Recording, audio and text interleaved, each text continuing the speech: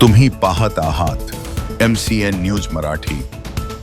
शिक्षण, संस्कार आणि गुणवत्तापूर्ण शिक्षणाचा नवा अध्याय सुरू करणाऱ्या सहकार विद्यामंदिर पिंपळगाव काळे शाळेच्या नूतन शाळा वास्तूचे उद्घाटन आणि नवीन शैक्षणिक वर्षाचा शुभारंभ उत्साहपूर्ण, मंगलमय व प्रेरणादायी वातावरणात 1 जुलै रोजी पार पडला।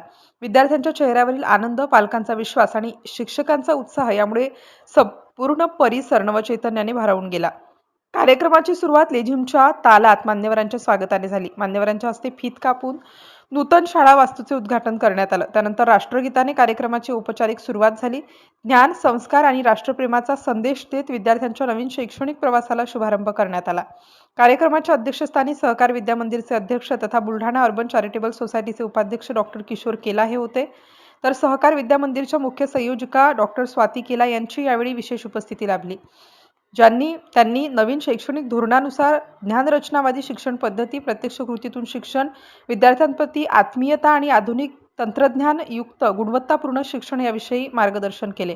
या कार्यक्रमाला माजी जिल्हा परिषद अध्यक्ष प्रकाश पाटील, भाजप तालुकाध्यक्ष संजय पांडव, सागर पांडव, डॉक्टर सागर टावरी, राजेश काळे, डॉक्टर प्रशांत राजपूत, प्राचार्य विनायक उमाळे, विनोद ईश्वरे, पर्यवेक्षिका कुमारी वैष्णवी चतारे तसेच शाखा व्यवस्थापक विजय मानकर यांच्यासह अनेक मान्यवर उपस्थित होते। MCN न्यूज मराठीकरिता वैभव वडोदे, जळगाव।